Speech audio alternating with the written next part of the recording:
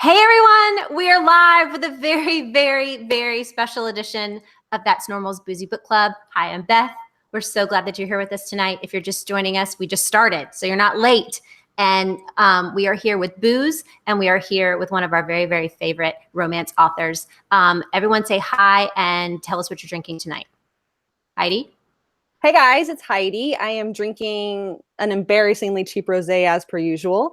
And I'm so excited to be here with Sarah. I'm a huge, huge fangirl, and I cannot wait to get into it.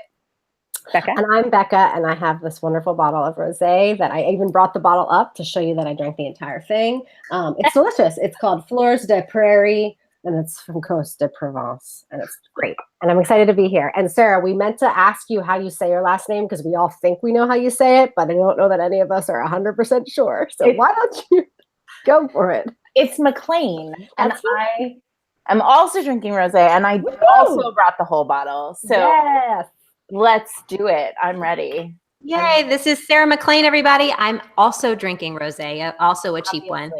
I can't believe that happened. I'm not that surprised. We are white women in our 30s. We're just on brand. Yes, very much so. Yes. Sarah, we have been fans of yours for a really long time. I wrote a little trip down memory lane for TN today about how we found you. And it was a random tweet that I don't remember from a romance person who I cannot give credit to because I don't remember who it was. But I'm sure they were talking about the Pippa and Cross scene in One Good Earl that everyone loves. And I was like, well, I've never heard of this person or even really have I ever picked up a historical or Regency romance. I'm going to do it anyway. I was 33 years old then yours was the first one I ever read. I read Rogue by Any Other Name first. And I just fell in love with it. I mean, I've read so many since then. I can't believe it took me that long. But I wondered how old you were your first time when you started reading romance or historical or Regency specifically. I mean, like 3 or 4. Very early, very, very early, like 10 or 11. I have an older sister who's 10 years older than me, and she was a member of the Harlequin Book of the Month shipment. Like at the time, it was the subscription service, and it would be shipped to you in boxes with like a commemorative plate every month. And so those were just in the house all the time. But I mean, my first romance was Jude Devereux's The Black Lion, and I read it when I was, I don't know, early 10, 11. Wow. My mom just had the Christian ones that she got at the grocery store. And I was like, I'm never reading that. That looks terrible. Those are less fun. Yeah. I have at times been trapped by them. Like I've read the back cover copy and thought like, oh, this sounds great. And then there's no kissing at all. And who wants that business? Aren't they all like the Amish ones, or they're actually Christian Regencies? There are Christian, I mean, there are inspirationals in every genre. And including erotica, my favorite inspirational romance is Sierra Simone's Priest, which I think is like the most beautiful, intelligent, like brilliant meditation on faith I've ever read. This is the one we were just talking about, Beth. Right? I love it so much. And it's super hot. It's also like literally probably my top 5 hottest. Oh yeah, for sure. I mean, she's a brilliant, brilliant romance novelist, but also this book is like, my great sadness is that she didn't submit it for like the inspirational Rita, and really like burn everything down. I had the same experience with Tiffany Rice's Siren. There's some theology in that one. My dad's a pastor. I could talk about this all day. There's some theology in that one that is so amazing. It blew my mind, like theologically. Like I was like, what is your hermeneutic? Like, where did you get this? And I asked her that one time and she was like, no, that just came from me. And I was like, but I can't, it's too much. And I told my dad about it. He like cried and he was like, where did you read this? And I was like, an erotical novel about BDSM priests. I was like, don't read it. Don't read it, Dad. But yeah, that should be a weird book club with your dad. But yeah, not recommended. No, not happening. Not happening. I always grew up, I come from a really conservative Christian family as well, but I always grew up with like romance novels and erotica being like the dirty little secret, kind of like gambling. And so my mom, we'd go on vacation. My mom would always call my dad. My dad's name is Nicholas, and she would call him like Max or whatever book she would call him by the name of the characters of the books. Oh my God. And now that I look back on that, I'm like, Mom, that was kind of kinky, but all right. But my earliest memory of reading any type of romance, I was a really early reader. So I think I started reading, probably would be the equivalent of a YA book now. I was probably about 9 or 10 years old. And I remember going to my mom and saying, Mom, this book makes me feel really funny. And she said, well, that's really normal. Just stop humping the pillows.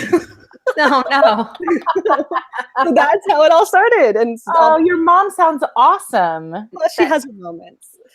That is an awesome way to introduce kind of you. mom. I am that kind of mom. I gave my daughter Stephanie Perkins, and I was like, enjoy the kissing scenes. And she did, I guess. I don't know. Oh, sure. I enjoyed them, and I read them in my late 20s. My first Regency was yours, Sarah. It's really interesting because I feel like I always knew about them. Obviously, I've got great women around me that have been reading these books forever. Most people, I feel like, found it, except for Beth, in their teens, and I don't know if there was a reason I hadn't read it, and I don't know why. And we were getting books sent to us by publishers because we run this website, and I think I just would give them away or this or that, and I'm not really sure why I hadn't picked it up. And then I have no idea why yours was the one. I think part of it was you seemed like younger than some of the other authors, which obviously now doesn't matter at all. I'll read like it's not true. Oldest person. Yeah, it's probably also not true. But I thought that at the time. I thought you were like just someone just our age or whatever writing these romance books and not like older women, which is what my perception was, that these were written by like grandmothers. That's probably honestly why I picked up the first book, which was 9 Rules to, I'm going to get it wrong. Yeah, that one with a rake. It had a rake. It did have a rake. But literally my first, it was my first understanding of any of this. I didn't know what the difference between I didn't know what a rake was. This was, 5 years ago. So anyway. Yeah. Well, I'm so happy to have been your first. You are my first. I do think that a lot of people are very nervous about wading into the historical pool because I think they feel like the books are going to be boring. I think they feel like it's going to be like a history lesson or a history class, which we try to steer away from. Totally. And the thing is I was such a lit snob. Like the reason in my 20s I didn't read anything like that was just because I just thought I was better than that. And yet everything I read in my 20s was super boring, and everything I've read since has been great. That's why I read 75 books a year, because it's so much better now. Exactly. Life is too short for boring books. Speaking of not boring books, you've got a new series out, The Bareknuckle Bastards. Very excited. There are 4 actual bastards in this series. There are. But only 3 books. So I think it's pretty obvious that Ewan and Grace will share a book. That is currently the plan. That book does not exist yet, but that is currently the plan. Yeah. Well, can you tell us? Throw everything off. That's not how it works out. Let's say it. Can you tell us who the Bareknuckle Bastard is in that title?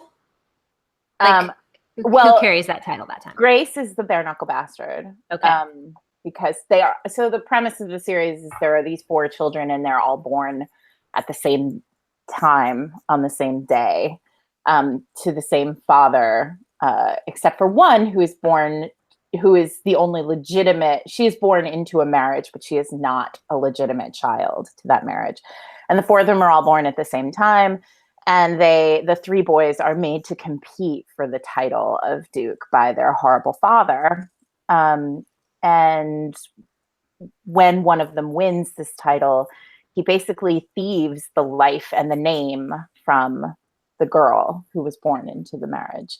And so the other 2 boys and the girl escape this terrible life, and they run and they land themselves in London in Covent Garden, where they become kings and a queen of Covent Garden. And they run a smuggling ring and fighting rings and Magic Mike XXL style bordello.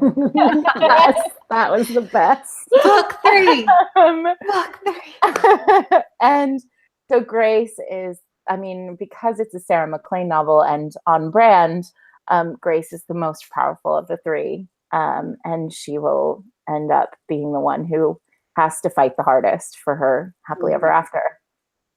I can't wait. It's good. Yeah.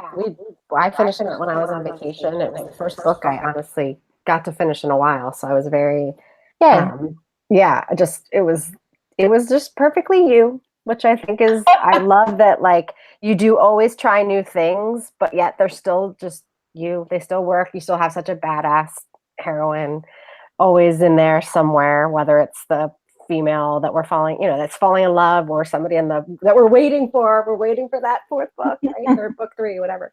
It was great. It comes out June 19th. Is that right? It's out June 19th. And I hope the second book will tide you over too. I'm writing it right now, and I'm sort of wildly in love with the 2 characters. So I hope you will be too. I'm sure we will.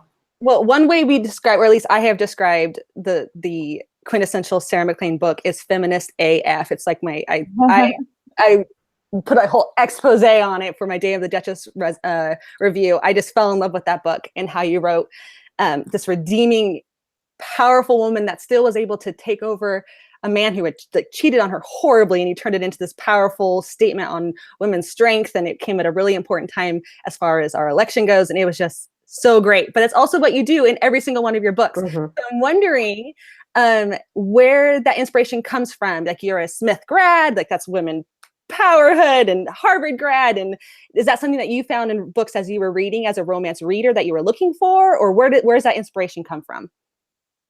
Yeah, I mean, I've always felt like romance is pretty feminist AF. From the beginning, it's centered women in a way that books don't usually center women. In most fiction, women are on the page to suffer and die and be martyrs, or die for to elevate the hero in some way into as some sort of like tragic hero who has to like fight the world because he's miserable because a woman died. And in romance, women don't die, they live, and they live happily. And there's nothing more subversive than a happily ever after, I think. Like, there's nothing more powerful. There's nothing that sticks it to the man more than a happily ever after. And so for me, I've never had trouble reconciling feminism with romance.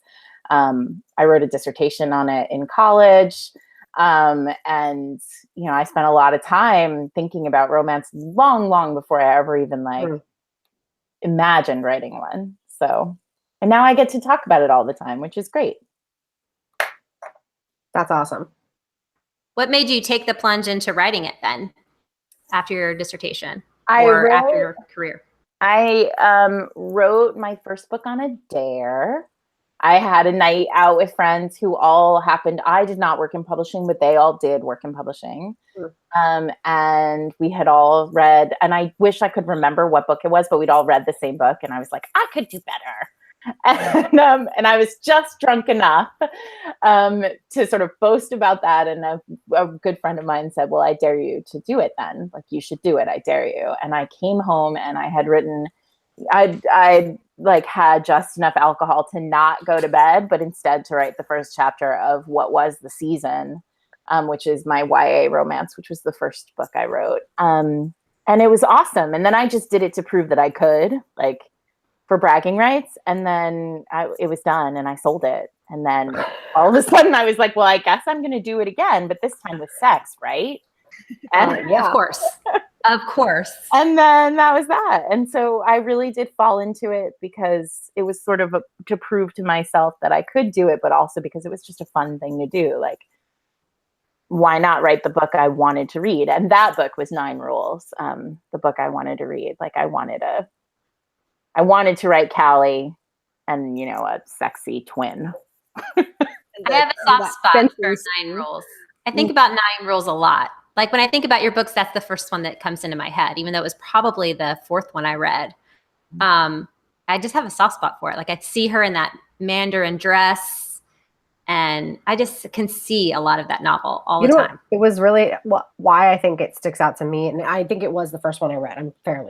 Beth went through my reading. I'm pretty sure she knows it was the first one I read. And I think because sometimes romance can confuse you, because like you can read, how a lot of them, if you read a lot of romance stuff starts to blur together, right? Like we all have all been there. Like I was taking the train for an hour a day and I would blow through 4 or 5 books. Like I would read a book a day. And so you forget what you're connecting with. And so I think yours was the first that really made me stop and think. But because of that 9 rules, and then the next one was 10, you know, you're going to make me remember. I'm not going to remember. It's fine. It actually really helped me remember what I was reading. So they stuck out in a way that, and I think your writing obviously is a lot better than some others out there. But I think it was really interesting how just that little simple tool, how you did that little, I love that. I love about all your series tend to flow and you remember characters in a way that I don't know that you always do. And that's not everybody. I think Eloisa James has really memorable characters. But yours really are really memorable, I think, by the way that they're titled or the series that you do end up writing. Well, thank you. Thank you. Thank you. That's lovely to hear. And I think 9 Rules does strike a chord. I mean, Callie struck a chord for me because obviously like she was my first romance heroine, and there's a lot about Callie that is in all of us. Like that's there's sort of a natural self-doubt. I think in a lot of women, there's a sense of like having closed too many doors and like not having like, how do we ever open them again? And so I think for her, Callie's list has made, a lot of people have made lists and emailed me about their lists. Oh, really? And that's amazing. I never expected that book to be what it has become. So. Cool. There's people on the YouTube chat agreeing that 9 Rules is just such a wonderful book. So we're not alone. Oh, good. Yeah. We're right again. We're right. Yeah, look at that. You're right. Mm-hmm. Okay, but except it was my first one. I'd like to maybe hit it again.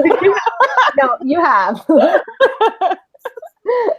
Oh, no. Please. The end of No Good Duke is like that. I mean, we all just were like sitting there going, what are we supposed to do at this point? Like, we can't even live. We cannot live. We had to go back and read all of the other novels again.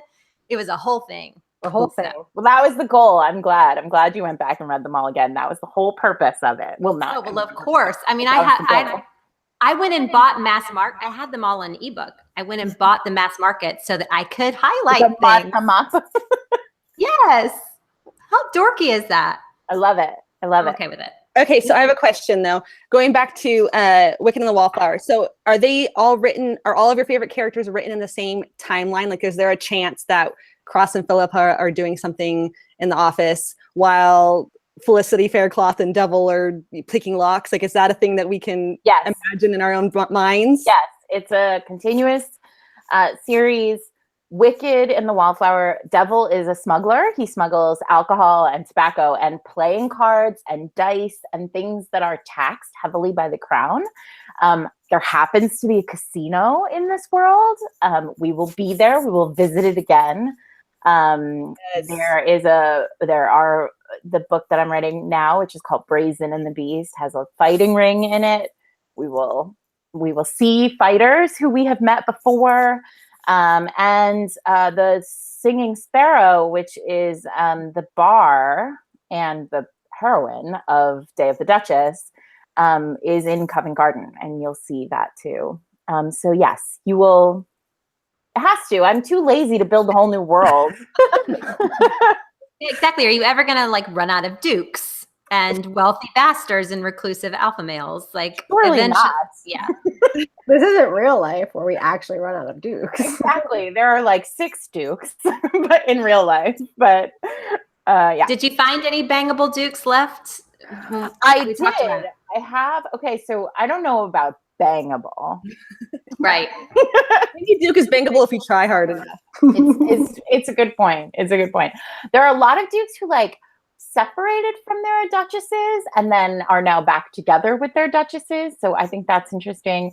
But there is one duke, he's not a duke. He's the heir to the Duke of Somerset, which is like a big deal duke, like has been around forever. Right. And he married, so he's very curious. I can't find a picture of him online. If you can find a picture of this guy, tweet it at me.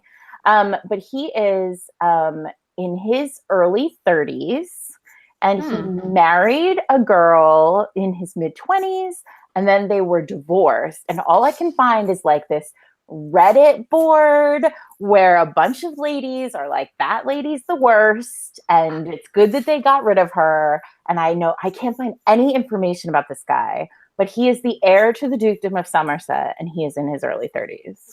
Wait, so we don't know if he's like bald and we know nothing about him. 5'1". Okay, we don't know anything. Wait, I'm sorry. Did you not just say like anyone is if you try hard enough? I try hard enough. That is on the t-shirt. It depends on like the level of his ex, like Kristen Stewart or like Kristen Scott Thomas. Like, where does she fall on the line of people that I should be scared of? That's fair. That's fair. Apparently she lives in Hong Kong now, so that's like a whole nother continent, which is helpful. Okay. But what's really fascinating about this is, of course, like the romance novelist in me was like, somebody needs to write this story because he's so gone from the internet. And granted, like I was on my iPhone for, I don't know, an hour or two this afternoon, probably long enough that I should have found a photo if I was looking for it. But I'm curious, and I feel like he's clearly like broken and in need of like the love of a good partner. Yes. Which brings me to another question that someone had for you, and I can't remember who it was. I think it was, I'll forget. But it was somebody on our Twitter that said they wanted to know if you were ever going to be tempted to write scenes outside of Regency, England. Oh, sure. It was Jana. She wanted to know, she was thinking like Wild West pioneer romance, but like how soon before we get like contemporary Sarah MacLean? I don't know how soon, but you'll probably get contemporary Sarah MacLean. Good. I have this fantasy that I'd really like to write and I mean, who knows if anybody wants to read this, but like in my fantasy world, I want to write like the modern day Dukes. I want to write the like, whatever, 4 generations forward with the same title. I love that. That's awesome. And that is awesome. Like, and sort of figure out a way to like mirror the stories in some sort of like historical / contemporary way. I would love to do that. I would love to do that. So, I mean, I don't know.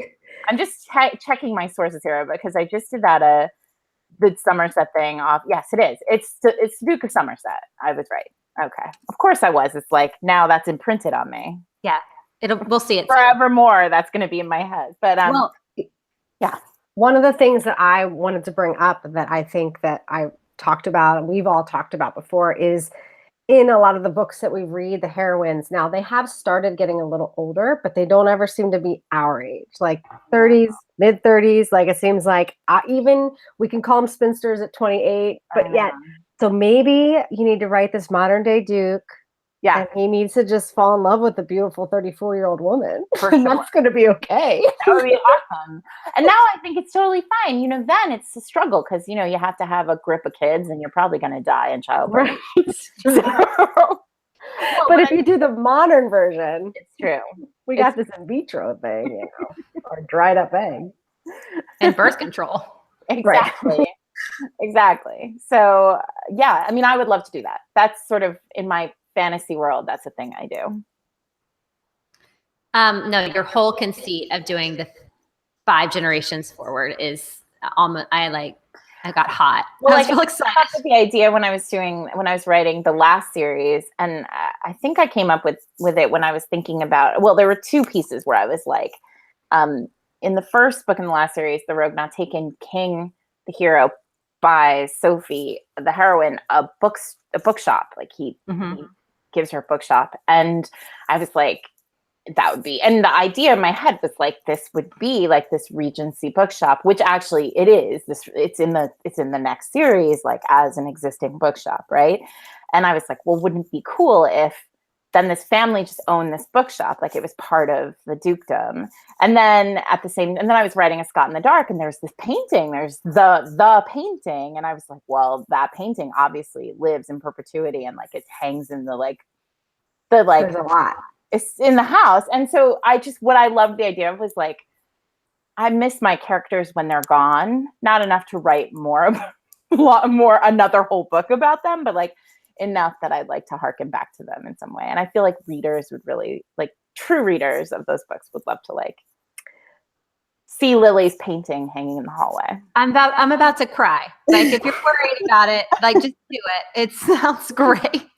Well, yeah, that's really nice. But just in case, like, writers are crazy, because, like, if you wonder, like, are these people real in our heads? They are, and I like to think that, like, multiple generations have gone by, and there's no inbreeding at all, and everybody's chin looks great. Yeah, they're all super handsome. Right. They kept their teeth. Exactly. The YouTube comments are for sure on board with this. Oh yes to contemporary dukes. Nutbar 40 says, "Write this week. I need it." Nellin, I can't. Guys, use normal names. I don't know how to read this. Nellin AZ. Yeah, Emma Hool thinks that would be amazing. So, although Ava thinks it'll twist her head around, she's going to get the names mixed up. So we might have to do some. Well, I mean, keep notes, I guess. Right, exactly. A little notepad in the back of the book. Buy the mass markets and mark them up. It makes it a lot easier. There you go. Mixing your Perfect.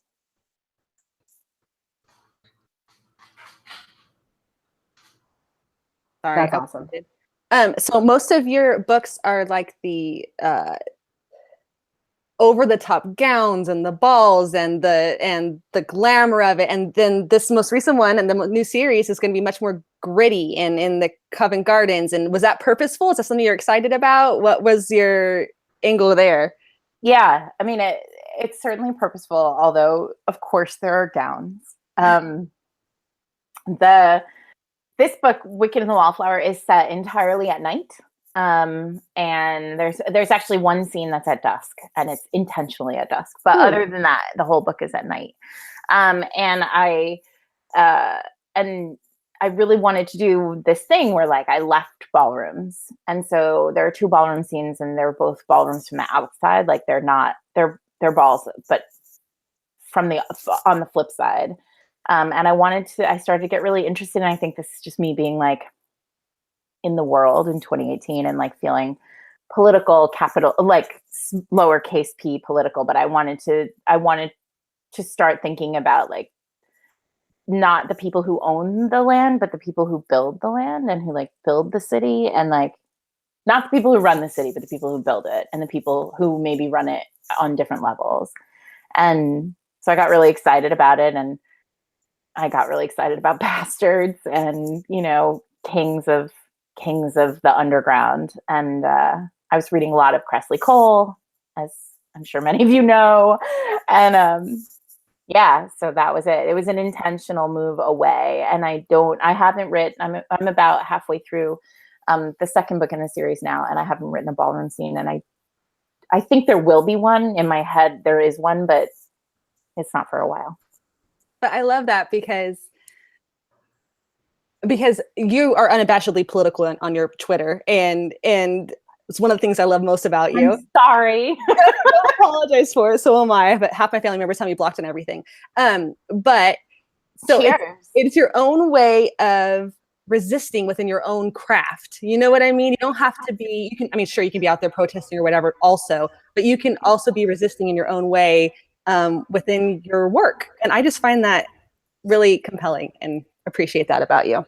Thank you. It's not intentional, really. It's just I think you put together the series. I always conceive of the whole series like as a complete thing before I start writing a word of it. And then as you're working on it, you start to see, like, it's just all embedded in there, because the world is, you know, when you're writing, of course when you're creating anything, you're putting yourself into it. And for me right now, that's a huge part of my life. So here we are.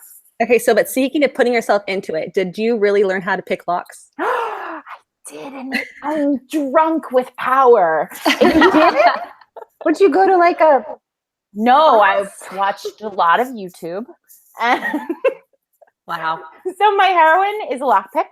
And I wrote her as a lockpick, you know, completely, you know, normally, as a normal person would write a lockpick without any knowledge of crime. And then, but I watched like a fair number of YouTube videos, and like I read a bunch about the locks that she was picking. And I sort of knew how it would work. Like, I wanted to make sure that when I wrote it onto the page, like, she had the right number of like picks in the lock or whatever. And then my mom, I was at home and at my parents' house, and my mom needed to get into, like, she had like a little private, like a little safe, and she needed to get into this safe. And she lost the keys, and she was very upset and sort of like worked up about the fact that she was going to have to take this safe to a locksmith and like get them to break this lock. And I was like, wait, you don't. I have seen all the YouTube videos. I'm ready to do this. And she was like, okay, I'm going to take a nap. And when you're done and have failed in opening my safe, then we will go to the locksmith. And you guys, I did it in like 5 minutes. It was amazing. I was literally drunk with power, like called my husband and was like, I am now turning to a life of crime because I am the greatest lockpick to ever have lived. Like, I felt like I had like Italian jobbed. And it was glorious. And I will say I had to go back and I rewrote all the lockpicking moments in the book because I was like, she doesn't feel drunk with power enough. She doesn't understand like the power that she has enough. So yes, I'm very proud of myself. Like, I feel like literally nothing is safe from me. I've cracked one cheap safe lock, but I said to Eric the other day, I was like, I need to try it. I need to learn how to do like tourney safes. And he was like, tourney safes is probably not what they're called. I wonder how you would do like in an escape room. Have you been in one of those? I haven't, but there is one in Brooklyn now, and I'm sort of tempted to go now. You could just pick them all. Today I was in a coffee shop and I went into the bathroom and it had an electronic lock on the door. Have you ever seen this? I've never seen this before. It's like a button on the wall that you push and the door locks by itself. That seems scary. Yeah, and the moment I locked it, I was like, I could be trapped in here forever. Like, this is where I will die. They will find me. Like, in case, like if there was some sort of attack, I would be stuck in that. Like, Anyway, it doesn't matter. Point is, I'm in this electronic room, and I like couldn't get myself out, even though there was a giant button on the wall that said like exit this way. So I would probably be terrible at a panic room. There were no. I also had no paper clips, and there was no discernible lock on the door. Oh no! I was stuck. Well, that's it. I've been to two escape rooms. Again. I've been to two of them, and they're all like the easy, padlocks. It's a bunch of locks to get you out. You could totally pick them. I had to do like Harry Potter trivia and those things to get out. Well, I mean, yeah, like the one I went to was like it had a theme. So you had to you had to theme your way out of the room. Like you had to figure out puzzles and riddles and other things that are in the room. And then trivia. Okay, got it. No, this one was like, it had a theme. We're off topic. This is not the point. The point is she would be great at it. If you can pick locks, you'd be done with the escape room in like 5 seconds. You'd be out. I wouldn't even have to do the clues. I would just pull out my paper clips. Exactly. Right. Yeah. All right. But let me just talk about what I'm great at, and it's Googling. And I'm just telling you that I'm pretty sure I found the ex-wife of this dude. I followed already. She's pretty. She's pretty. Like, not like gorgeous. Like, she's pretty. She's prettier than us. Well, why do you think she left this Duke, future Duke? I don't know. I think they found the same thing you did, because there's a Google group where they're not saying nice things about her. They do not like her in that group. They do not like her. I can't find pictures. I muted myself. Sorry. His name is Sebastian Edward Seymour. Yeah. He was born February 3rd, 1982. He's 36 years old of age. I can't find a picture of him. And who doesn't like Bastian? I mean, he's definitely got a great name. Crackerjack name. He needs to be in your books. And he's 50. He has like 50,000 acres, like up on the Scottish border or something. I did read in this Google group. He did have to give, I think, his ex's name Arlette. It's a terrible name. I think he had to give her a pretty penny. So I hope she sounds like she sounds terrible. Well, obviously, she's the worst. Obviously. Oh my God, that poor woman. I mean, you really couldn't pay. Like, this is my thing though. I've been watching The Royal Wedding a lot because I have a 4.5-year-old, and it's, quote, her favorite movie. Aww. So there you go. Wait, the actual wedding is her favorite movie? Yes, it's her favorite movie. So we've seen it a lot. I've seen a lot of it. And so But every time I watch it, I think like they're actually, as much as we all grow up wanting to be princesses, like there's actually not enough money in the world for me to give up like the amount of things you would have to give up to marry into the royal family. No. But I feel like I could happily marry a duke. Like I feel I would be an A+ duchess. Absolutely. Yeah, doesn't seem like a terrible life. I really think that I wouldn't be good at being a dowager duchess. I feel like my 70s and 80s are really going to be my peak. And I think that would be my sweet spot. Really cantankerous dowager duchess is what I'm really think I should do. Hashtag life goals. Yeah. Yes, one day. Okay, I want to talk about Felicity from Wicked just a little bit. I know that a lot of our watchers, whoever's watching or watching this later, may not have read it yet. Mm-hmm. But one of the things about Felicity is that she wants to be popular again. And she's fully aware that that's kind of her heart's desire. Yeah. And I feel like so many times it's the girls who desire that type of thing who are like vapid or villainous. When really it's kind of a base desire for almost everybody is just to be popular. So when you're writing, we've talked about you writing feminist characters. Like, what do you do with the characteristics that some people are going to feel like are potentially anti-feminist, or the character traits that maybe aren't the ones that you're like, my favorite heroine just really wanted to be popular again? I think anybody who says that they don't understand that instinct is probably lying, because we've all been there. We've all been on the inside. I think it's about popularity for Felicity, but it's also even more than that about being in the group again.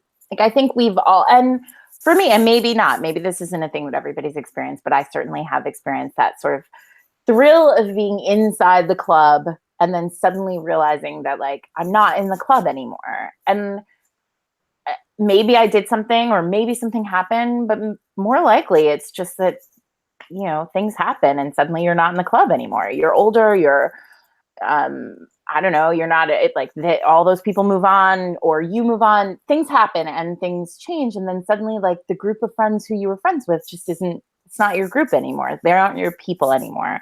And you can really mourn that as a person. And I think that's what's happening with Felicity. Like she's mourning this identity that of course wasn't really who she was meant to be, but it was it was safety, right? Like there's safety in the clique, there's safety in the group, and there's comfort in the group, and there's a sort of security in this idea that you'll be okay as long as you're with these people who are your people, even if they shouldn't be your people. Right. Which is what we learned. So Felicity does, of course, she wants to be popular. She wants to be the center of the world, but she's getting older and she's unmarried and she doesn't have her family has no money. And so she's lost the bloom is off the rose for all but Devil. Because he saw her in the moonlight. You don't need a bloom when you're in the moonlight. I'm going to cry. He saw her in the moonlight and he couldn't tell what color her dress was. Oh, right. So that'll drive any man mad. Exactly. Every man that's all it matters is what color are her clothes. Right. How low is the front of that dress?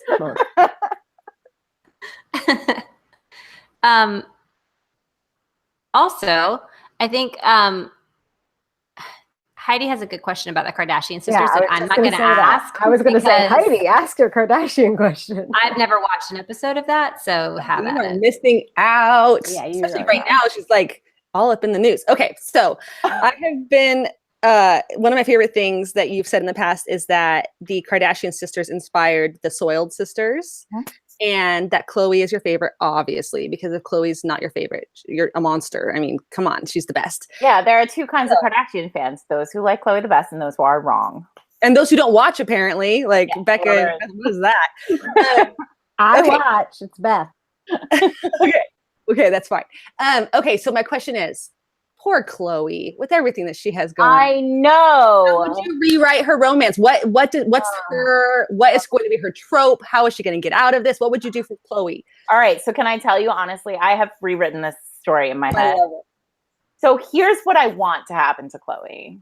I want like Tom Hiddleston to roll in and like sweep her off to like some great place in England and like just have them live happily ever after, like out of the way of all of her crazy sisters. I think it has to be Idris Elba. I don't think she's going to go for Tom Hiddleston. I know. I just feel like Chloe's problem is clearly sportsmen. Like, true. They cannot play sports. You are not destined for an athlete.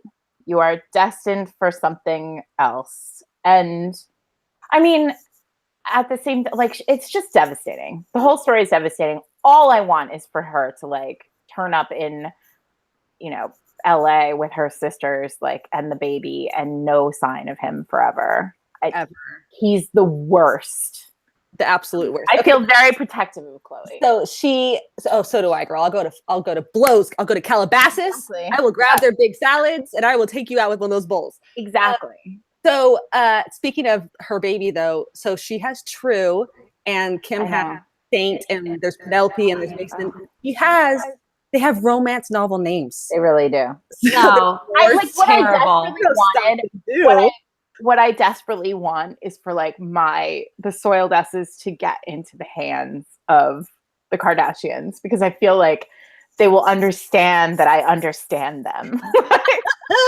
I love it. This is why I named my third baby after one of your characters. This is why, because I understand you on a spiritual level, Sarah. I'm so in love with that. I'm so, like, I literally tell everyone about her. My mom gets pictures of her whenever you send them to me. I forward them to my mom. Before you go too further, can you guys actually talk about how? Should we talk? Let's explain. Okay, so she's my third daughter's name is Leighton Grace, as in His Grace the Duke of Leighton, and amazing. And I failed to tell my husband where I got the name from. Yeah, Mark has no idea. The third kid, like, doesn't know. I mean, he does now, but he like thinks I'm joking about it. Like he doesn't think he doesn't think I'm serious. So by the third kid, like I think he just gave up on names. I could pretty much do whatever I wanted because I had been breastfeeding kids for like 7 years, and it was just time for me to get whatever name I wanted. And so now I have Leighton, as in Grace of, named after the 11 scandals to start to win a Duke's heart. I love it. I love that. It's like, you know, some authors say, well, like, somebody named their dog after my character. And I'm like, come on, dog. I have an actual human child. Who's adorable and perfect. She's the best. It would be different if she was like little troll baby, but she's she's perfect. I love her. I have her birthday on my calendar because she's so special to me. Aww. And basically every time Heidi sends me a picture of her, I send it to my mom because she is my greatest accomplishment. Duke of Leighton would appreciate being called Lele, though. Like we call the baby.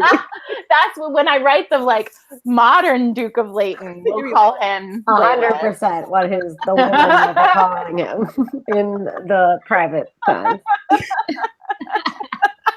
You know that the contemporary version of all these dukes, I mean, it's only going to be like much more like badass female feminist, like sexual, like they're going to be making the moves firsthand in a bigger way than like, I'm very excited about this.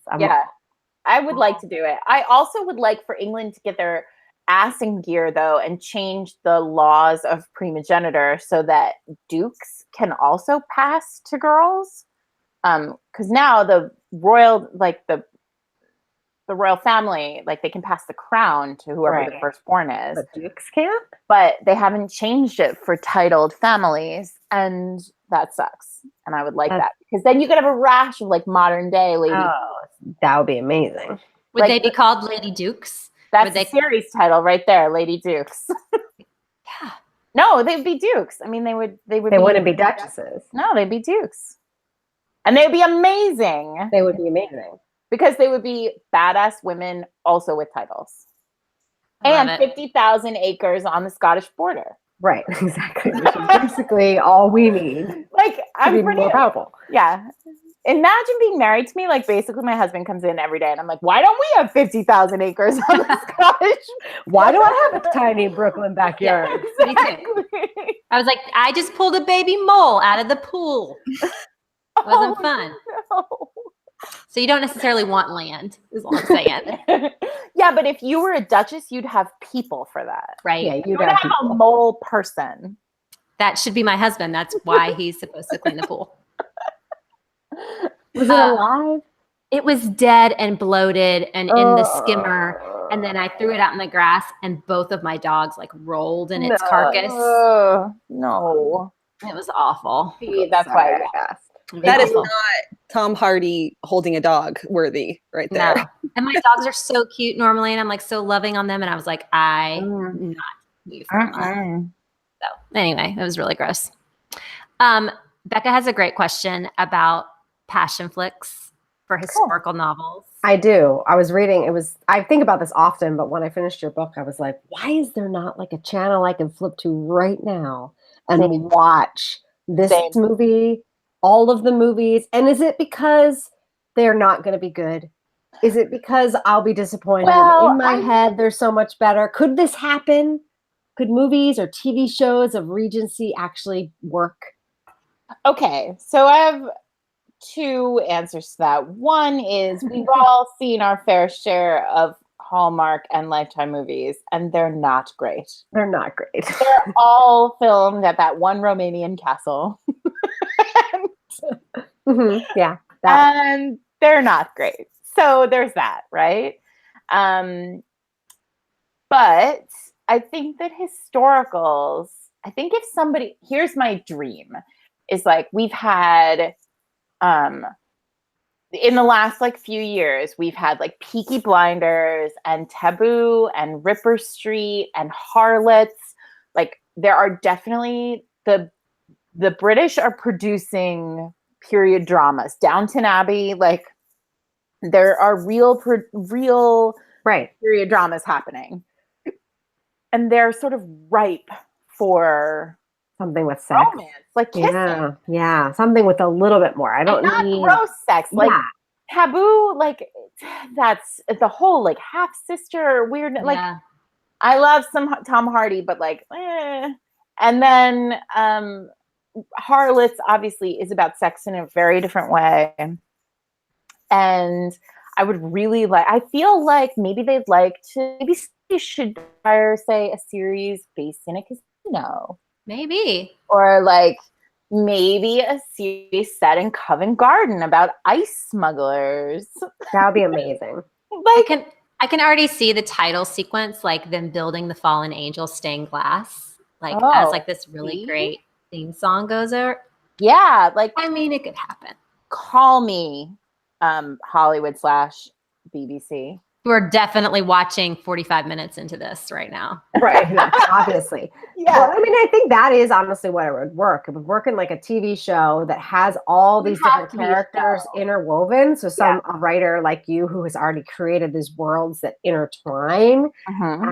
But we need kissing. I think like the Downton Abbey thing isn't going to like obviously I've watched it all.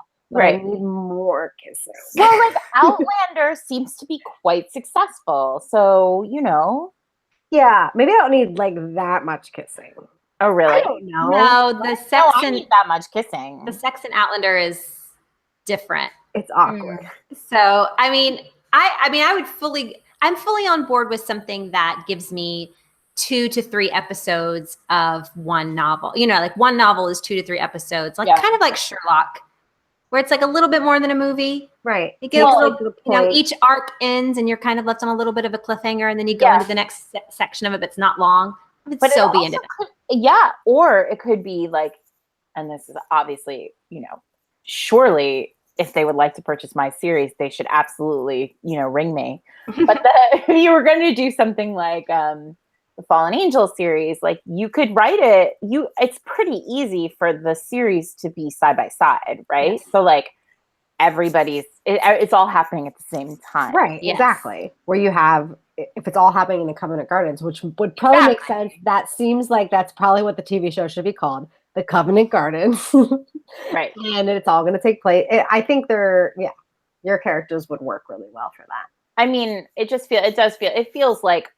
And I'm not the only one. Like there are lots of historical writers who are writing like these really lush historical series where the characters are all intertwined and it makes perfect sense that, you would write this series. You would put together a season of these books. Like, I think about, like, you could do the Tessa Dare Spinster Cove books as like the lighter, funnier version of the like Sarah MacLean, like Bareknuckle Bastards books, or the Elizabeth Hoyt, like her Batman series, which I can never remember the name of.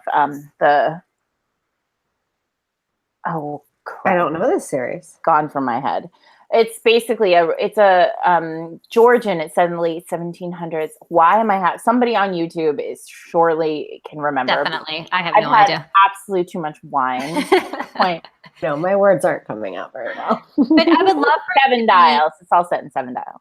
I would love for it to be a celebratory of the genre itself. Yeah. Like, even where the title cards are Elizabeth Hoyt's, Sarah MacLean's Bareknuckle Bastards, and they look, like bodice rippers, and they celebrate kind of what the genre is all about, and then give us this really, really good content that women and men would just devour. I think people would devour it. I think so too. It would be wonderful.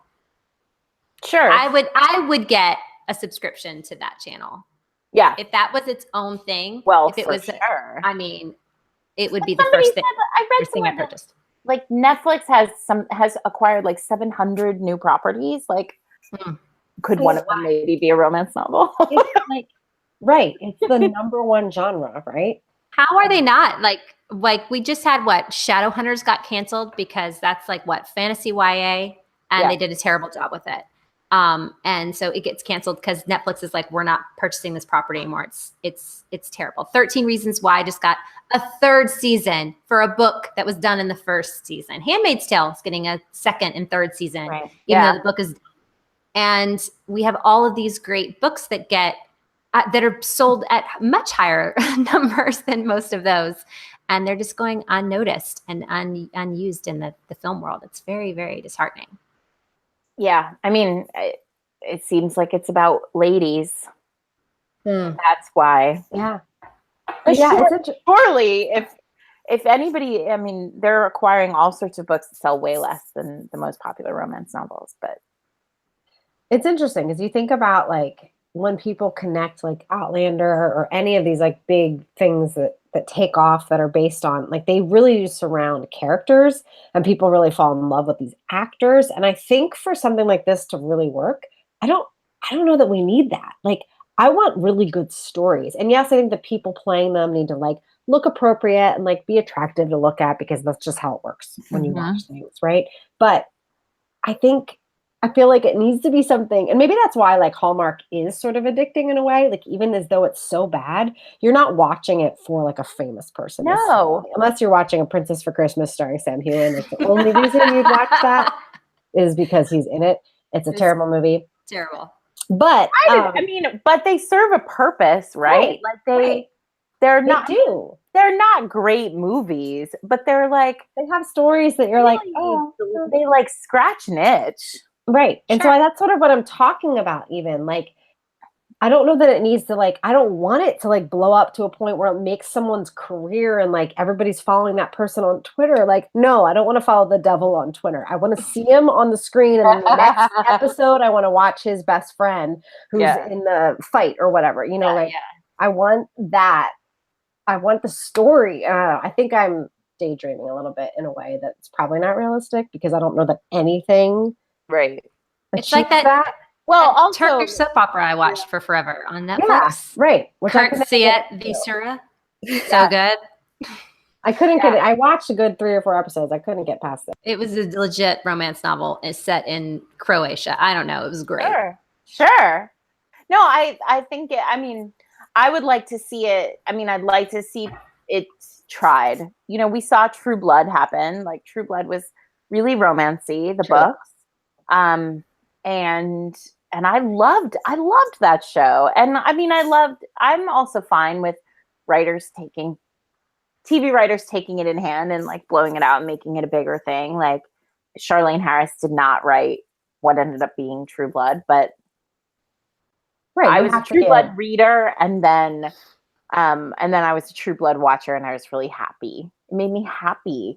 Yeah. Why aren't we making viewers more happy? I agree.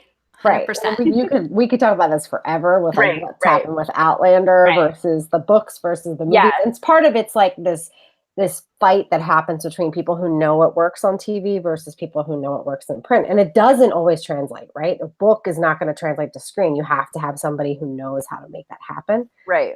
So but yeah, I would love for someone. So nobody's tried, right? No. Can we think of any romance that's gone to TV, like Regency?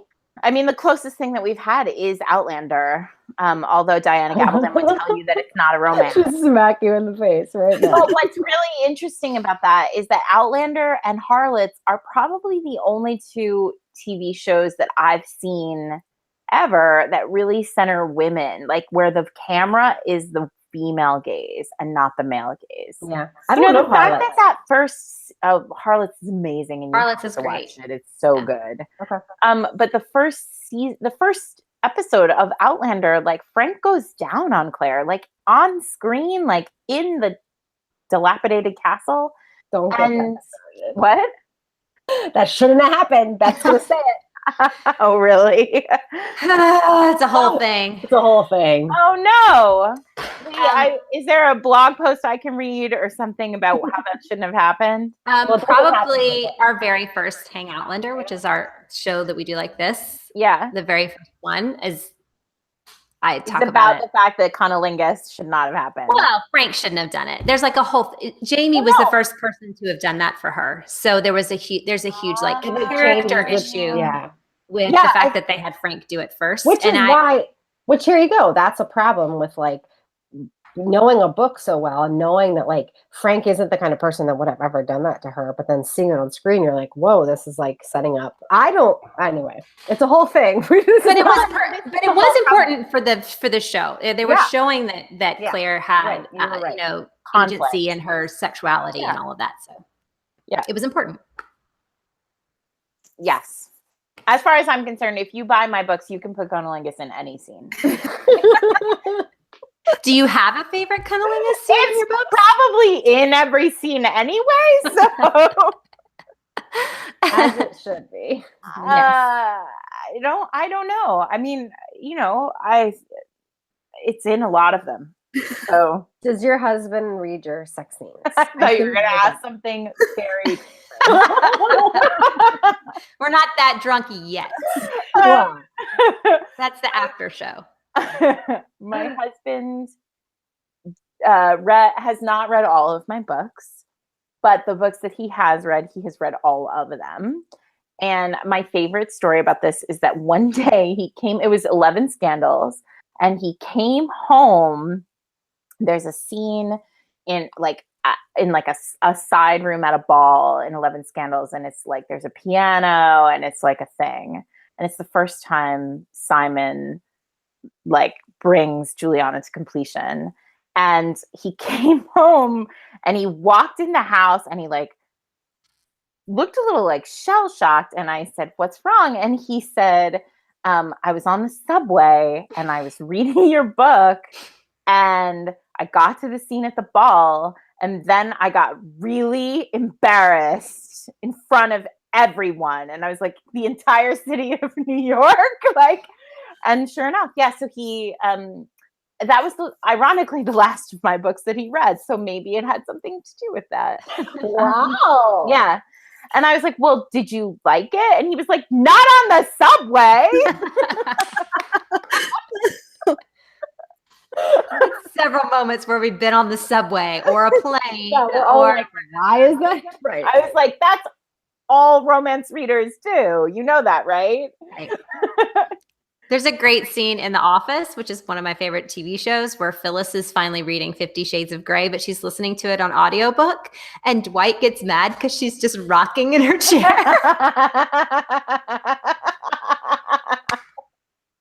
I'm like, welcome to every flight ever next to a romance reader. Yeah. Constant, moistness in the air.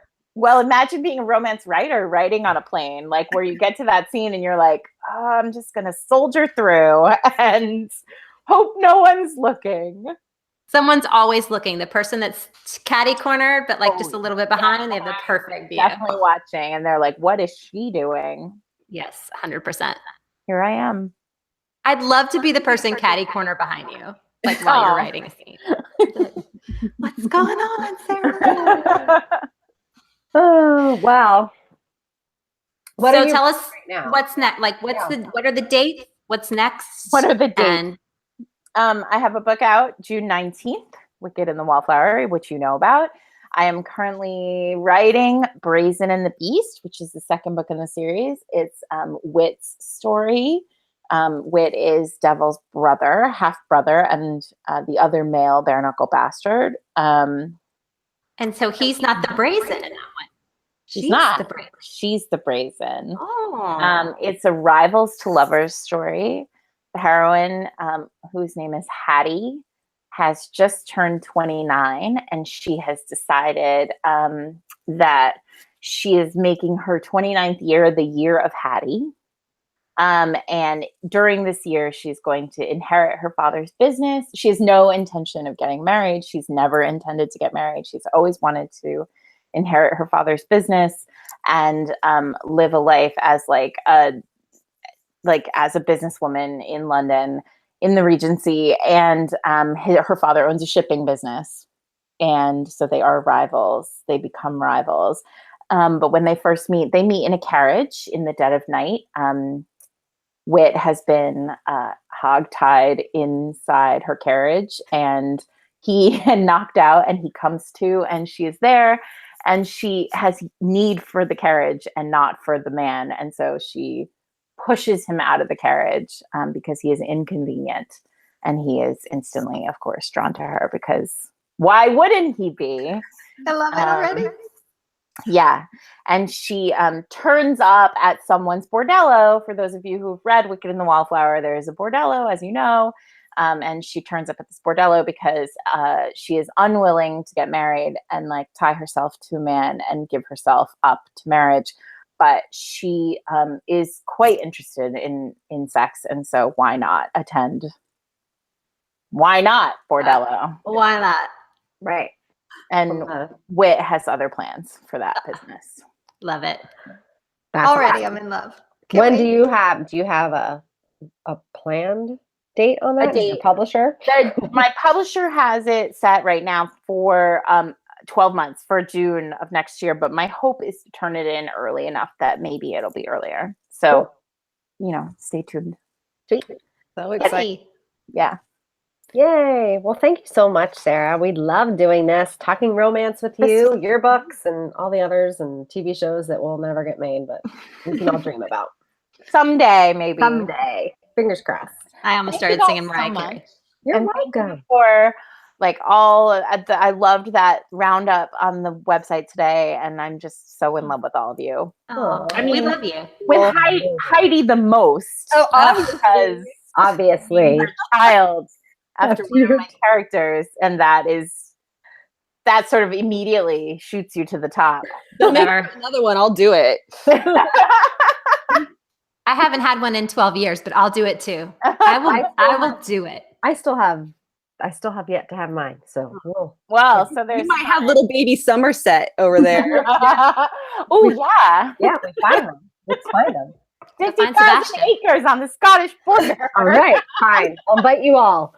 All we care about. Wait, can we have a pact right now that if you become Duchess of Somerset, I can come to the wedding? Obviously, yes. I would only have known about my future Duke. Exactly. The internet now understand. The internet is witness to this. Yes, is witness to this. You may come to my wedding. You can stand up there. We're a sassy fascinator. Yes, I will. I will get a new hat for you. Yes. Okay. Well, excellent. Thank you so much for joining us, Sarah. Thank you, guys. We loved it so much. It was great. It was so great. Everybody, thank you. I'll see you online. Yes. Say goodbye, everybody. Bye.